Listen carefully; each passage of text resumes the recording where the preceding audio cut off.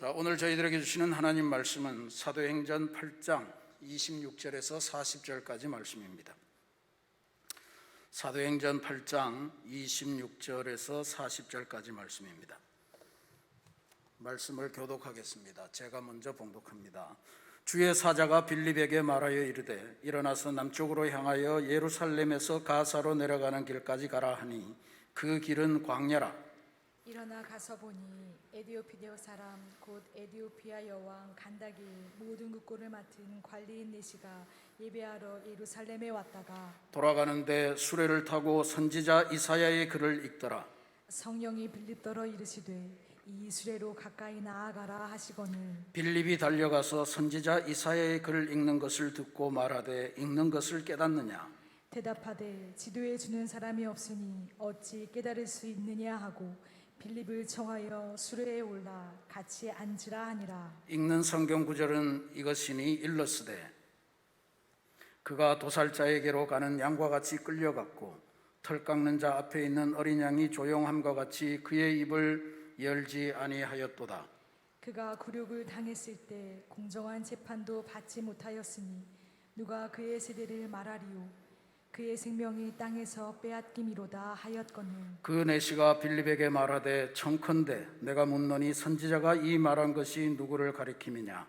자기를 가리킴이냐 타인을 가리킴이냐. 빌립이 입을 열어 이 글에서 시작하여 예수를 가르쳐 복음을 전하니 길 가다가 물 있는 곳에 이르러 그 내시가 말하되 보라 물이 있으니 내가 세례를 받음에 무슨 거리낌이 있느냐. 이에 명하여 수레를 멈추고 빌립과 네시가 둘 다 물에 내려가 빌립이 세례를 베풀고 둘이 물에서 올라올새 주의 영이 빌립을 이끌어 간지라. 네시는 기쁘게 길을 가므로 그를 다시 보지 못하니라. 빌립은 아소도에 나타나 여러 성을 지나 다니며 복음을 전하고 가이사랴에 이르니라. 아멘. 아멘. 하나님의 말씀입니다. 하나님의 은혜에 감사합니다. 오늘 이 말씀은 아프리카에 처음으로 하나님의 복음이 전달되는 그런 통로를 기록한 말씀입니다. 이디오피아 여왕의 넷이 아마 넷이라고 표현을 했는데 측근 정도가 되겠죠. 국고를 맡은 관리인, 내무장관, 무슨 재정 무슨 장관 이런 게 되겠죠. 근데 그 사람이 예루살렘에 왔다가 성경을 아마 구한 것 같습니다. 그 구해서 읽어보는데 그게 도무지 무슨 말인지, 특별히 이사야 53장에 고난받는 종의 이야기를 듣는데 도무지 이해가 안 되고 이게 도대체 누구기에 이런 고생을 하느냐 하는 질문을 하면서 그 말씀을 깨닫고 예수님에게 내 삶을 헌신해야 되겠다. 세례를 받고 그 세례를 받고 나서는 기쁘게 길을 갔다라고 하는 이야기죠. 오늘 우리가 찬양 시간을 통해서 오 이 기쁨, 정말 오랜만에 불러보는 찬송인데 정말로 기쁨 넘치는 그러한 삶을 세례를 통해서 느꼈고 또 하나님의 말씀을 깨달으면서 느꼈던 이 이디오피아의 네시 한 사람, 이 사람으로 인해서 아프리카 선교의 역사가 시작되었다 하는 것을 우리가 오늘 깊게 묵상합니다. 우리는 지금 아프리카 선교에 열을 올리고 있지만 사실 아프리카는 우리보다 수천 년 전에 예수 그리스도의 복음을 영접하고 또 이미 세계적으로도 우리 신학계나 교회가 아프리카의 덕을 많이 입고 있습니다. 특별히 4세기경에 북아프리카 출신의 성 어거스틴 같은 이는 지금 우리가 믿고 있는 믿음의 체계를 성경을 연구하면서 고스란히 세워준 그런 분입니다. 그 덕분에 우리가 성경을 보면서 구원의 진리가 무엇인지, 인간의 삶이 무엇인지 하는 것들을 제대로 알게 되었어요. 그래서 오늘날 아프리카 선교할 때는 각별한 주의가 필요합니다. 그 교회가 우리보다 건물이 후지다고 또 신학교가 변변히 있지 않다고 무시할 일이 아니에요. 제가 미국에서 공부할 때 보니까 아프리카에서 온 젊은이들이 얼마나 똑똑한지 몰라요. 얼마나 영어를 잘하는지 기가 죽을 지경이에요. 특별히 한국교회에 관심이 많은데 한국교회는 지나치게 물질주의로 변한 거 아니냐 하면서 그렇게 냉철하게 보더라고요. 그래서 이런저런 이야기를 나누면서도 그 친구들이 앞으로 펼쳐갈 자기네 나라에서의 혹은 자기네 대륙에서의 선교, 그런 것이 대단히 크게 기대가 되고 도전받은 바가 상당히 큽니다. 근데 그 모든 역사가 한 사람, 사도행전에 기록된 이 위대한 역사를 통해서 시작되었다 하는 지점을 저희들이 포착하고, 오늘 우리도 한 사람의 변화로 인해서 이룰 위대한 역사를 사모하면서 여러분들이 그 각각의 사도행전, 성령행전을 써나가시는 주인공들이 되시기를 바라는 마음으로 이 말씀을 택해 보았습니다. 이사야 53장에 나오는 고난의 종, 그것이 도대체 누굴까? 누군데 아무런 죄도 없이 그 고생을 하는데 아무런 반항도 하지 않고 그렇게 끌려갈까? 이 비결을 느끼면서 인생이라는 게 그런 것도 있는 거구나. 세상의 사람들이 고난을 받으면서 살아갈 때 누구나가 다 항변하고 누구나가 다 자기 권리를 주장하고 그렇게 살아가는 것은 아니로구나. 여기에 뭔가 신비한 인생이 있구나. 이런 것을 느끼면서 새로운 길을 갔다는 이야기겠죠. 구체적으로 어떤 일이 일어났는지는 알 수 없으나 이 내시가 기쁜 마음으로 자신의 길을 걸어갔다고 했으니까 그 말씀을 받은 대로 그대로 자기도 이러한 존재가 우리에게 계신다, 우리의 죄를 짊어지고 말없이 죽어가신 그분이 계시다 하는 것을 전했을 터이고, 그것으로 인해서 아프리카 대륙 선교의 문이 열린 위대한 사건이다, 이렇게 볼 수가 있을 것 같습니다. 흔히 사도행전 16장에 나오는 빌립보로 건너간 바울의 역사, 그것이 유럽 선교의 문을 열었다 하는 측면은 대단히 높게 강조하지만, 아프리카 선교의 문을 연 이 사건이야말로 어마어마한 사건이고 오늘 우리들이 다시금 열심히 공부해야 될 사건으로 믿습니다. 성경은 거기까지 하고요. 오늘은 지금까지 우리 초기 감리교회의 여성들을 보는데, 지금까지는 이화 학당을 중심으로 해서 펼쳐진 서울의 이야기를 보았다면 오늘은 이북의 이야기를 좀 하겠습니다. 1903년 평양 남산한 교회라고 있었습니다. 남산현교회. 이게 지금 우리 서울 남년회의 강남 서초지방인가 어디에 남산교회라고 있어요. 그 남산교회의 원래 교회입니다. 그 남산교회도 원래 이쪽에 있는 게 아니고 저 중구 용산 지방의 남산 언저리에 있었는데, 그게 평양 남산한 교회 사람들이 와서 만든 새롭게 세운 교회예요.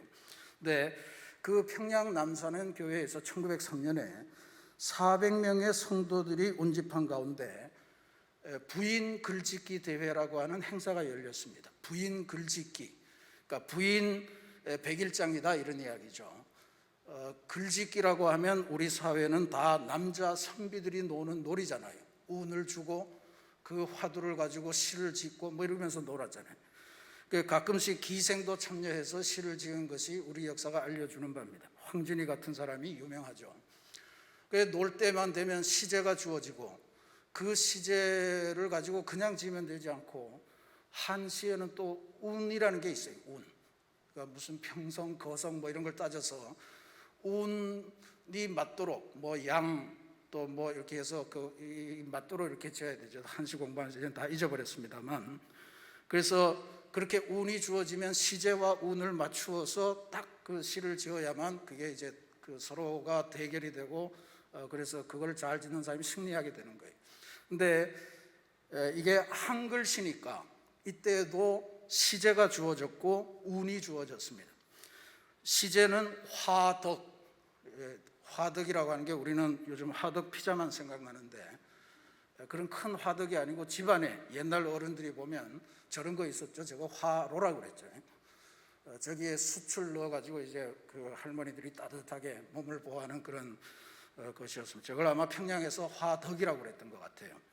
근데 저 화덕이 시제고 사은시라고 그래서 네 글자 사사조라고 그러는데 네 글자 어떻게 됩니까? 무슨 사사조로 된 노래들이 많죠. 새야 새야 파랑새야 녹두밭에 앉지 마라. 이게 이제 사사조거든요. 그러니까 이거를 네 구절을 완성하는 게 시 글짓기 대회예요. 그 중에 한 줄, 두 줄, 네 번째 줄에 각각 마지막 글자를 운으로 주는 거예요. 그래서 그 운이 주어진 게 뭐냐면 개내세, 개내세, 무슨 욕이 아니고 개로 끝나고 내로 끝나고 세로 끝나라, 이제 이런 게 이제 시를 짓는 규칙입니다. 그래서 이날 입선작 4편이 감리교 신문인 신학월보에 실렸는데 이런 시들이었습니다. 지금 봐도 대단히 훌륭합니다. 읽어드릴게요. 각각 다른 사람들이 지은 거예요. 저기 놓인 쇠통복에 엄동설한 욕인하네.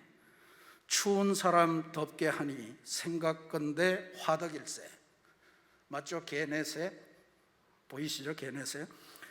그 다음에 식은 지체 되지 말게 항상 사람 덥게 하네. 내가 참말 화덕이냐 덥게 하니 화덕일세. 개내세죠. 찬 화덕에 불씨 두게 석탄불로 덥게 하네. 우리 마음 차고 차나 성신불로 덥게 하세. 개내세죠.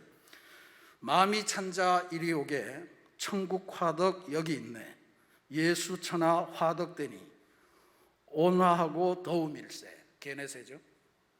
이게 다 사람들이 다른데 첫 번째 시는 강씨 매불, 성이 강이고 이름이 매불이에요. 뭔 뜻인지 강매불씨. 그 다음에 두 번째 시는 임씨 통달, 임통달이 시고, 세 번째 시가 전씨 삼덕, 전삼덕의 시고요. 네 번째 시가 김씨 소라, 김소라 부인의 작품이다, 이런 이야기입니다. 근데 이렇게 그냥 읽어놓고 보면 한 사람이 쓴 것 같은 그런 기분을 느끼게 하죠. 우리 새신교회도 한번 글짓기 대회를 해야 되겠어요. 개내세로 해서 개내세, 새신교회가 주는 개내세, 시제를 새신교회로 하고 개내세로 한번 언제 8.15쯤에 한번 코로나 풀리면 한번 해봅시다. 어떤 작품이 나오나. 이 세 번째 시를 지으신 분이 전삼덕입니다. 찬 화덕에 불씨 두게 석탄불로 덥게 하네. 그러니까 화덕은 차지만 그 안에 불씨가 있으니 석탄불로 주위를 덥게 하네, 이런 뜻이죠. 우리 마음 차고 차나 성신불로 덥게 하세. 우리 마음은 차고 아주 냉정하지만 성신불, 옛날에 성령을 성신이라고 그랬습니다. 성령불로 더웁게 만들세. 이 기쁨 이거예요. 이 전삼덕은 화덕의 불씨에서 성신불, 즉 우리의 차가운 마음을 데피고 뜨겁게 만드는 성령불을 노래한 것인데 그의 일생을 보여주는 귀한 시다, 이렇게 보여집니다. 오늘 우리가 살펴볼 초기 감리교 여성 중에 양반집 교수로서, 양반집 부인으로서 전도 부인이 되고 이북 지역의 첫 여성 세례자가 되었던 전삼덕 여사, 이분의 이야기를 오늘 한번 보면서 도전을 받도록 합니다. 전삼덕은 1843년 평안남도 강서군 강서면에서 양반집의 딸로 태어났습니다. 양반집의 딸이었기에 어려서부터 한문을 깨쳤고 한글을 공부할 수 있었던 것이 아마 이런 시를 짓는 배경도 됐을 거라고 봅니다. 17살 1860년에 근처에 사는 김선주라는 사람에게 시집을 갑니다. 17살에 시집을 갔어요. 17살에 아직도 26, 7이 돼도 아무 생각이 없는 사람도 있는데 17살에 시집을 갔다고요. 네, 이 김선주는 1864년에 결혼하고 한 4년 있다가 과거에 급제해서 그때 벼슬이 공조참의, 우부승지 뭐 이런 벼슬을 해서 김진사 혹은 김승지로 불리던 사람입니다. 그러니까 꽤 똑똑했던 사람 같아요. 전삼덕은 과거에 급제해서 벼슬살이하는 남편을 따라서 서울로 옮겨왔고, 그 다음에 이어서 1885년에 보령 군수가 되면서 보령에 따라가서 살다가 1890년경에 그러니까 전삼덕 선생 여사가 47세경에 남편이 이제 벼슬에서 물러나서 고향 땅에 되돌아와서 고향살이를 시작합니다. 근데 고향에 돌아오니까 그때부터 가정에 문제가 생기기 시작했습니다. 남편이 이 젊은 여인을 첩으로 들여서 자기 자신을 아는 채도 안 하는 그런 사태가 생겨났습니다. 남편의 사랑으로부터 멀어진 전삼덕의 고백이 그의 일기에 나와 있습니다. 이런 이야기를 써요. 옛날 양반집 풍속에는 여자가 문밖 출입을 하려면 반드시 가마를 타고 앞에 하인을 세우고 출입을 하였으므로 문벌을 가진 가문에서 태어나 그와 같은 양반집으로 시집가서 살게 된 나는 좀처럼 문밖 출입을 할 수가 없었다. 그럭저럭 내 나이 점점 많아지니 남편 보기에 젊어서 많지 아름답지 못하였던지 그는 첩을 얻어 살며 나를 모른 채 하므로 나는 자연히 쓸쓸한 생활을 하게 되었다. 그러니까 남편이 자기를 모른 채 하면서 본격적인 외로운 생활이 시작이 됐다, 이런 거죠.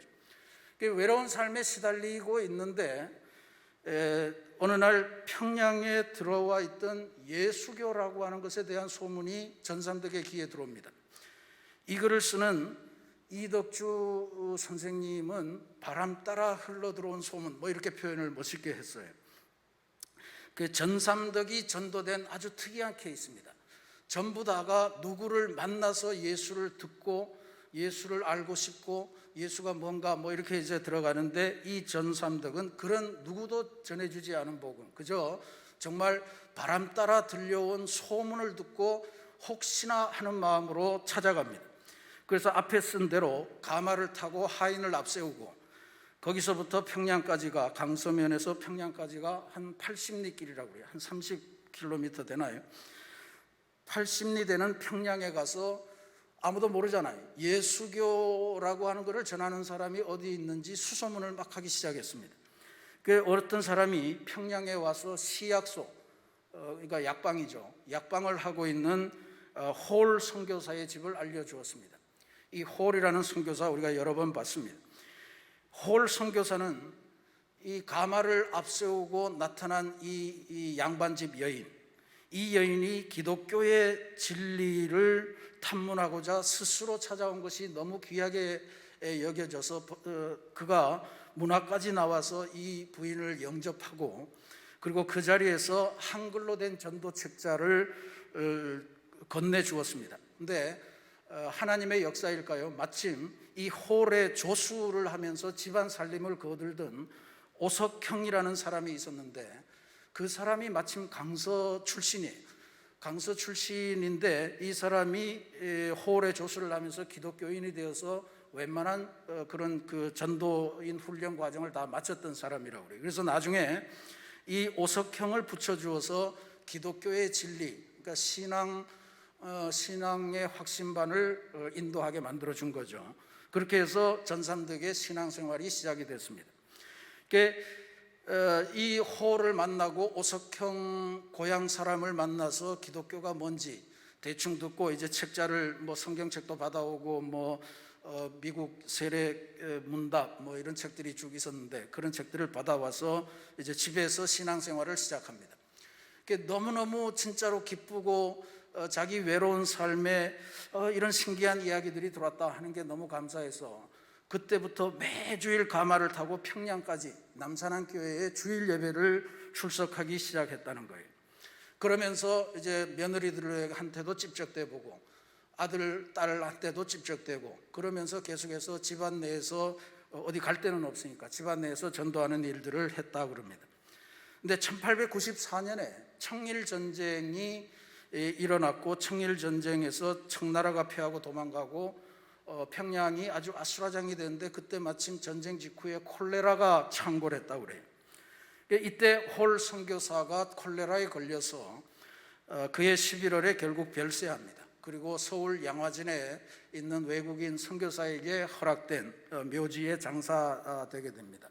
그리고 그 다음에 미국 감리교회 선교부는 서울에서 보구여관, 여성병원의 의사로 있던 윌리엄 스크랜턴 대부인의 아들 선교사를 평양 지역의 감리사로 파송을 하고 그 평양 지역의 선교 사역을 돌보도록 그렇게 명령을 내렸습니다.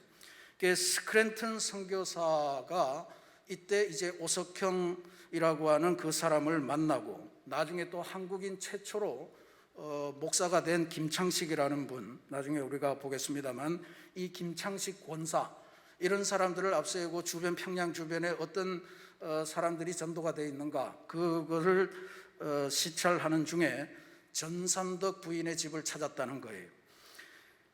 스크랜턴 선교사는 사실 전삼덕 부인도 만나지만 전삼덕의 남편을 전도하겠다는 목표를 갖고 갔는데, 여러 차례 시도를 했지만 결국은 실패하고, 그래서 대신에 전삼덕 여사가 이제 남편은 잘 안 되니까 지난 2년 동안 너무 열심히 신앙생활을 했고 하니 이제 본격적으로 세례를 받고 신앙생활을 할 것을 권면을 했습니다. 전삼덕은 그게 뭔지 모르지만 오늘 이 이디오피아 내시처럼 세례를 받을 수 있다는 말에 너무 기뻐서 놀라고 그렇게 하겠습니다 응답을 했다는 거예요. 남편의 반대가 극심했지만 자신은 믿지 않고 당신에게는 더 이상 하지 않을 테니 세례를 받는 것을 허락하겠다, 뭐 이런 걸로 해서 그 세례를 받게 되었습니다. 근데 장애물이 있었습니다. 바로 남녀 7세 부동석이라고 하는 윤리, 이게 문제였어요. 전삼덕이 이렇게 고백합니다. 나는 세례가 어떻게 하는 것인지 모르거니와 우리나라 풍속에 여자는 모르는 남자와 대면치 못하는 법이 있으니 어찌하여야 하리까 하고 물으니 그 스크랜튼 선교사가 대답하기를 그러면 방 가운데 휘장을 치고 머리 하나 내놓을 만한 구멍을 낸 후에 그리로 머리만 내밀 것 같으면 물을 머리 위에 얹어 세례를 베풀겠다고 하였다. 나는 그가 가르쳐주는 대로 하니 나의 작은 딸과 함께 처음으로 세례를 받았다. 이 처음으로 세례를 받았다는 것은 평양 지역에서 여성으로서 처음으로 세례를 받았다, 이런 말이 되는 겁니다. 저 얼굴이 보이시죠? 우리 할머니 같은 모습이고, 우리 교회도 자세히 살펴보면 저와 비슷하게 생기신 분이 있을 거라고 생각을 합니다. 이른바 휘장세례입니다. 휘장세례. 우리 한국 역사 초기에 나오는 아주 독특한 세례 방식이에요. 그 세례를 줄 수 있는 목사들은 다 남자고, 세례를 받기 원하는 수많은 교인들 중에 상당 부분이 여성이었기 때문에 생겨난 세례 방식입니다.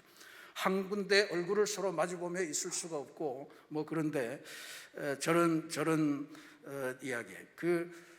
우리나라에 세워진 최초의 서양식 건물의 하나인 뭐 서울 그 성공회 성당이나 명동 성당이나 또 우리 감리교회 정동교회 예배당이 이제 있는데, 정동교회 예배당은 1897년에 완공이 됐습니다.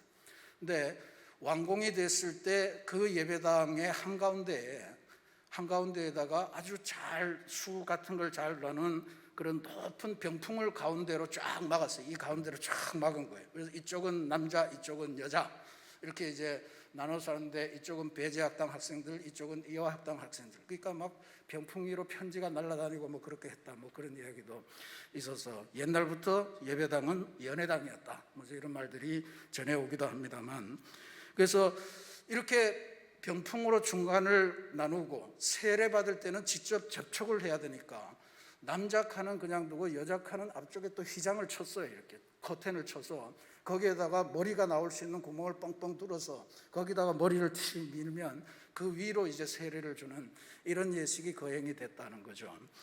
근데 1897년에 그렇게 됐다가 결국 이게 한 10년 정도 유지가 되다가 1908년에 공식적으로 이제는 남녀가 함께 예배드리는 것이 하나님의 뜻에 아주 부합한다, 그리고 세상 사람들도 그렇게 욕하지 않을 거다, 뭐 이런 결정이 있었는지 1908년에 공식적으로 철거가 됩니다. 근데 그 의식만은 살아 있었던 것 같아요. 서울은 어땠는지 모르지만 제가 다니던 안동의 고향교회는 그 교회도 1902년에 세워진 교회였는데, 제가 고등학교 시절까지 1970년대 후반까지도요, 이 왼편은 들어가서 왼편은 남자들, 오른편은 여자들, 이렇게 앉아서 예배를 드렸고, 혹시라도 가족들이 이렇게 서로 성별을 섞어서 한 군데 앉으면 막 주변 사람들이 눈치를 주고 하던 그런 시절을 제가 보냈던 기억이 납니다. 그런데 전삼덕 이 부인의 시대, 120, 30년 전에 대한민국의 실정이야 어떠했겠습니까? 근데 이 전삼덕 부인의 안방 한가운데에 쳐졌던 그 휘장, 그리고 그 속으로 구멍을 내어서 머리가 나왔다고 하는 것, 그것은 우리 민족을 새로운 세계로 인도하는 혁명의 돌파구 같은 역할을 했다, 이렇게 볼 수가 있을 것 같습니다. 어쨌든 전삼덕 부인은 그렇게 세례를 받고 그렇게 세례교인이 되었습니다. 세례받은 이후에 구령의 열정이 정말로 불일 듯 일어났겠죠. 두 며느리들을 찝쩍찝쩍 대다가 결국 두 며느리들을 전도하고 아마 시어머니로서 좀 공권력을 행사했겠나요? 어쨌든 며느리들이 세례를 받았습니다. 그리고 딸도 아까 같이 세례를 받았으니까 집안의 모든 여인들이 다 세례를 받고 신자가 된 거예요. 그러니까 집안의 여인들이 다 신자가 되고 나니까 남자들이 뵐 수가 없었던 거 아닌가 싶은데, 이 남편 김 뭐였습니까 아까? 김 이름이 뭐였죠? 여러분들도 기억을 못하고 저도 기억을 못해요. 김선주, 우리 교회 김선주하고 갔네. 김선주는 끝까지 반대를 해서 못하고 아들 익수와 준수, 이 두 아들은 세례를 받고 신자가 되고, 그 다음에 이 전삼덕 여사가 이 집안이 중심이 돼서 강서읍에, 평양까지 다니기가 너무 머니까 강서읍에 교회를 세우자 해서 강서읍 교회를 건축하는데, 이때 두 아들이 아주 혁혁한 공헌을 했다, 이렇게 기록에 남아 있습니다.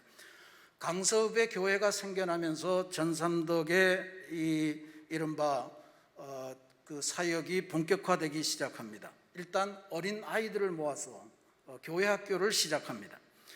매년 연초에 평양에서 시행되는 사경회, 우리도 요즘 하고 있죠. 매년 연초에 사경회에 빠짐없이 참석해서 아이들을 가르치기 위해서 자기가 배우는 그런 훈련을 아주 열심히 꼼꼼하게 받았습니다. 1901년에 평양 지역의 여성 사역, 여성교회 사역을 위해서 여자 선교사 ST라고 하는 분이 파송이 됩니다. 그때 ST 선교사가 와서 전삼덕 이 부인이 하는 일을 보면서 전삼덕에게 전도 부인이 될 것을 그렇게 채용할 것을 건의합니다. 그랬더니 기꺼이 전도 부인이 되기로 그렇게 결단을 합니다. 전도 부인이라고 하는 것은 요즘으로 말하면 권사의 직분인데, 요즘 권사님들하고는 많이 다르죠. 풀타임 평신도 사역자였습니다. 선교사들을 도와서 평양 주변의 시골로 가서 성경책을 팔기도 하고 전도 책자를 나누기도 하고 상담도 하고 뭐 온갖 일을 다 하는 신방전도사님 비슷한 역할을 그렇게 하던 사람이에요. 저도 어린 시절에 우리 집에 한 번씩 오시면 한 5일씩 일주일씩 머물러 가던 고건사님이라고 하는 아주 키자그만한, 머리가 아주 백발로 성성하고 목소리가 까랑까랑한 그 할머니 권사님을 기억합니다. 맨날 그 주변에 다니다가 내가 호랑이를 봤는데 예수 이름으로 물러가라 했더니 호랑이도 도망가더라. 호랑이하고 내가 눈싸움을 해서 이겼다. 뭐 정신만 차리면 산다. 뭐 이런 이야기를 맨날 들려주셨던 분입니다. 근데 남자는 권서라고 불러요. 권서라고 하는 게 책을 권한다 하는 뜻이고, 혹은 매서 책을 판다 이런 이름으로 불렸는데, 여자인 경우에는 전도 부인이라고 했습니다. 그러니까 이 전도 부인이 될 때 전삼덕의 나이가 58세였습니다. 당시로서는 대단히 많은 나이죠. 대단히 많은 나이인데, 이분이 진짜로 저 아까 사진을 보셨습니다만 굉장히 강골의 평양 여성이었던 것 같아요. 그러니까 그런 나이에도 굴하지 않고, 또 주변에서 얼마나 쑥덕거림이 많았겠습니까? 아니, 남편이 진사인데 진사까지 한 벼슬 한 그 부잣집 부인이 왜 시골까지 쫓아다니면서 책을 팔고 그렇게 바깥으로 나돌아다니냐, 뭐 이렇게 이해할 수 없어야 하면서 수근수근대는 이야기들이 많았습니다. 그때 전삼덕이 이런 고백을 합니다. 내가 예수 믿기 전에는 자유함이 없었는데 예수를 알고 난 후에 이렇게 기쁘고 행복한데, 아직도 그 기쁨을 누리지 못하고 있는 이 땅의 여성들에게 자유와 해방의 복음을 전하여 그들도 나와 같은 기쁨을 누리게 하는 것이 또한 좋은 일 아닌가, 이렇게 썼어요.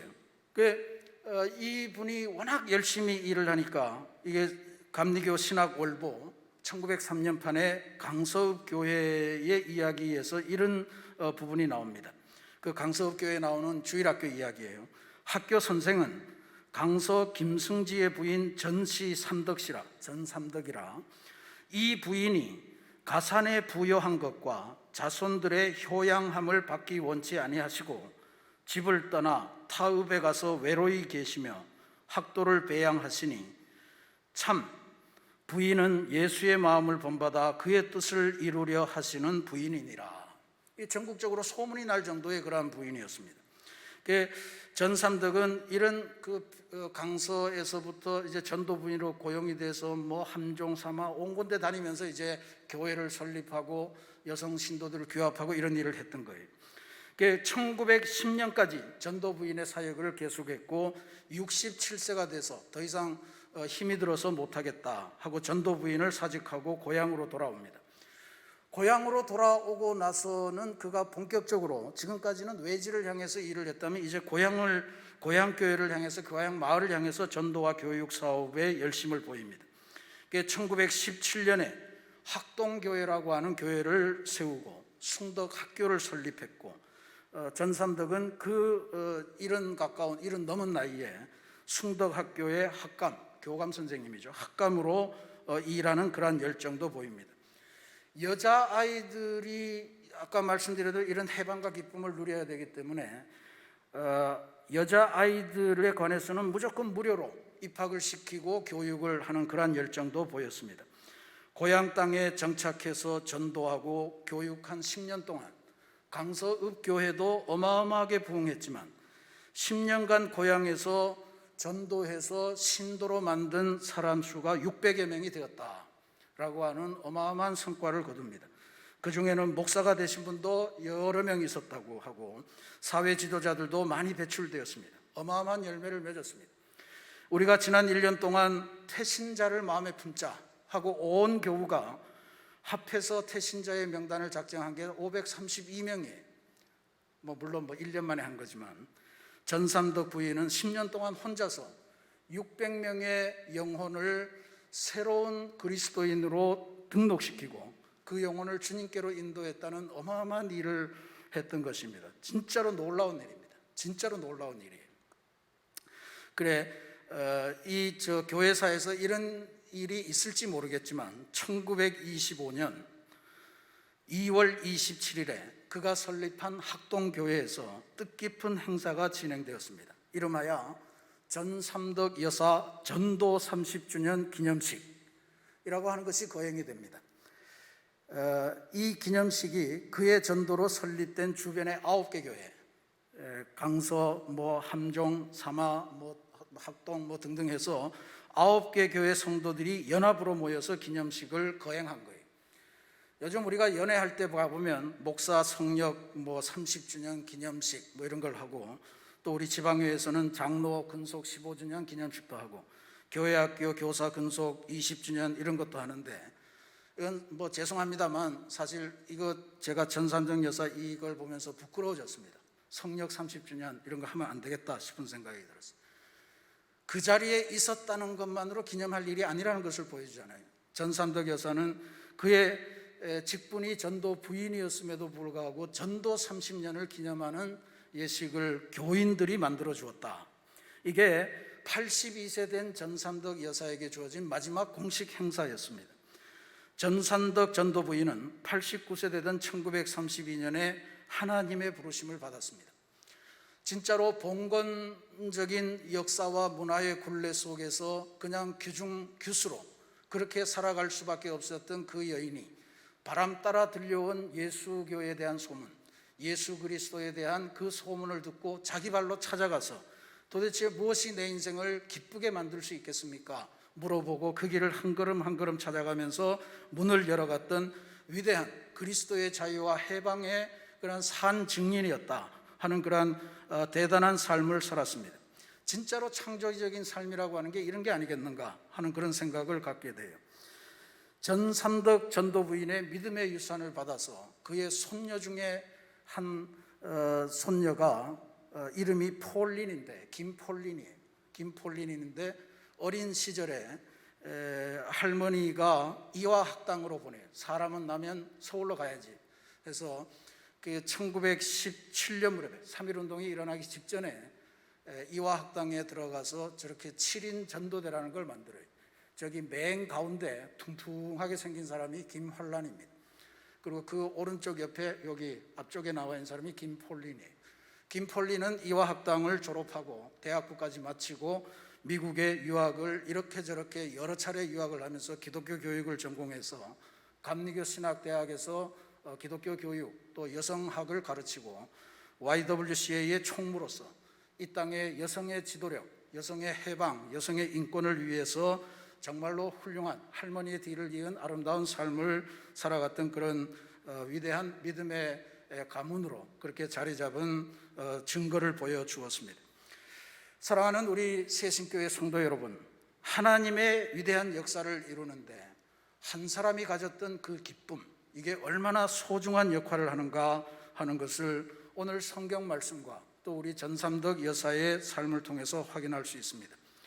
성경을 보더라도, 초대교회의 역사를 보더라도 스데반 한 사람의 기쁜 선교, 기쁜 순교로 복음이 예루살렘을 넘어서 사마리아로 확산되었고, 빌립 집사 한 사람의 순종이 아프리카 선교의 문을 열었고, 또 네시 한 사람의 회심이 대대로 이어질 놀라운 신앙 고백을 만들어내었다 하는 이것을 보면서 우리가 무슨 어마어마한 부흥을 이루어서가 아니고 나 하나가 잘 결단하면, 나 하나의 결단으로도 하나님은 충분하게 위대한 일을 이루신다라고 하는 것을 우리가 확인할 수 있습니다. 전삼덕 전도 부인의 선교적 삶으로 평양 지역은 이후에 동양에 세워진 예루살렘이라 하는 그러한 평가를 받을 정도로 부흥을 했습니다. 특별히 여성과 어린이들이 사람으로 자라나도록 만들고 창조적이고 자주한 인간으로 서도록 인도하였음을 저희들이 기억할 필요가 있습니다. 전삼덕 여사는 그의 전도 30주년 기념식장에서 하는 발언을 통해서 이런 아주 유명한 신앙 고백을 했습니다. 우리가 한번 같이 읽어보시죠. 나는 눈이 있어도 보지 못했고 귀가 있어도 듣지 못했으며 입이 있어도 말하지 못했다. 그러나 예수를 안 후로 나는 자주한 인간이 되었다. 아멘. 쉽게 쓸 수 있는 표현이 아니잖아요. 나는 구원받은 인생이 되었다 이렇게 표현하는데, 자주한 인생이 되었다. 얼마나 그동안의 삶이 스스로 주장할 수 있는 것이 없었고, 그건 보통 시대의 여성들이 다 하는 이야기죠. 나는 예수로 말미암아 자주한다. 이제는 내 스스로 주님의 손을 잡고 내가 일어서서 내 인생을 개척하고 내 인생 앞에 놓여진 하나님의 삶, 그것을 내가 걸어가겠다라고 하는 위대한 선언입니다. 진리를 알지니 진리가 너희를 자유케 하리라 하는 위대한 인생을 살아간 거예요.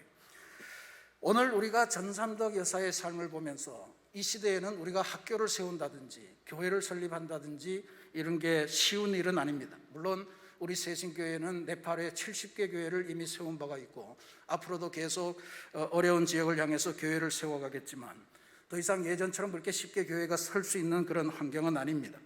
그럼에도 불구하고 우리는 전삼덕 전도 부인의 삶을 기억해야 됩니다. 새신교회 안에서 우리가 부름받았는데 우리에게도 학교가 있잖아요. 교회 학교 있잖아요. 교회 학교 교사로서, 교회 학교를 위한 기도 후원자로서 이 교회 학교를 통해서 위대한 자주하는 하나님의 후세들이 태어날 거다, 나타날 거다라고 하는 믿음을 가지시고 섬기시고, 우리가 속한 속회와 선교회에서 자주한 인생을 배양하기 위해서 기도하고 자유와 해방을 누리는 사람들과 함께 친교를 나누는 그 일은 할 수 있으리라 그렇게 믿습니다. 나는 예수를 안 이후로 자주한 인생이 되었다, 자주한 사람이 되었다. 이 전삼덕 여사의 고백이 우리 모든 새신교회 교우들의 새로운 고백으로 자리 잡기를 기도드리겠습니다. 하나님께서는 이 위대한 역사를 21세기에 다시 이루기 위해서 오늘 나를 부르셨다, 우리 한 사람 한 사람을 부르셨다는 사실을 확신하시기 바랍니다. 다른 사람 볼 거 없습니다. 나 하나의 순종, 나 하나의 전도, 나 하나의 회심이 하나님의 위대한 선교 역사의 중요한 순간이고 도구가 될 줄로 믿으시기를 바랍니다.